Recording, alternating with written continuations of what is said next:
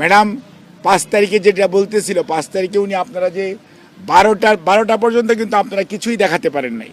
দুপুর 12টার পর থেকে আপনারা প্রথম লাইভ যখন দেখানো শুরু করেছেন, তখন কিন্তু উনি বিছনায় শুয়ে শুয়ে উনি এগুলো দেখতেছিলেন এবং বলতেছিলেন যে আল্লাহর কাছে শুকরিয়া আদায় করতেছিলেন। যখন উনি পালিয়ে যাচ্ছে, ওই যে ছবিটা যখন আপনারা দেখাইছেন, তখন উনি বলছে যে এই দিনটা দেখার খুব প্রয়োজন ছিল। তবে উনি আবার কতগুলো জিনিস অবজারভেশন ছিল, যখন কোনো জিনিসপত্রের কেউ কিছু জিনিসটা আমাদের লোকরা যেহেতু অনেক নির্যাতিত ছিল, তখন আবার উনি বলেছে তোমরা এগুলো না করো, যাতে কেউ কাউকে কোনো প্রতিহিংসা পরায়ণ না হয়। যেটা আপনি পরবর্তীতে একদিন পরে উনি যে ভিডিওটা দিয়েছিলেন, এই ভিডিওটা কিন্তু উনি নিজের থেকে বলেছেন এবং নিজে আগ্রহ প্রকাশ করেছেন যে আমি এটি বলতে চাই। কারণ উনি আমাদেরকে বলতেছে তোমরা বলো, আমি যে না, ভারপ্রাপ্ত চেয়ারম্যান মহোদয় বলেছেন, মহাসচিব বলেছেন।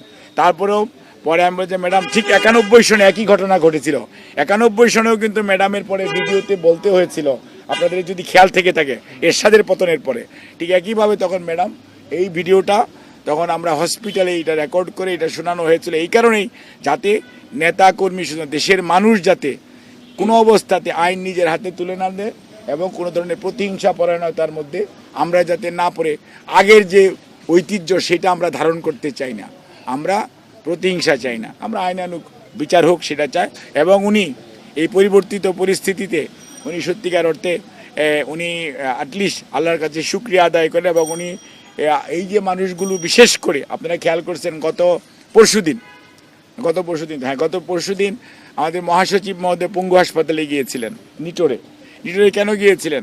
এটা ম্যাডাম নিজে আগ্রহ প্রকাশ করেছেন যে এই যে ছেলেদের হাত চলে গেছে, পা চলে গেছে, এই মানুষ চোখ চলে গেছে, চোখটা দেখার জন্য আমাকেও পাঠাইছিলেন।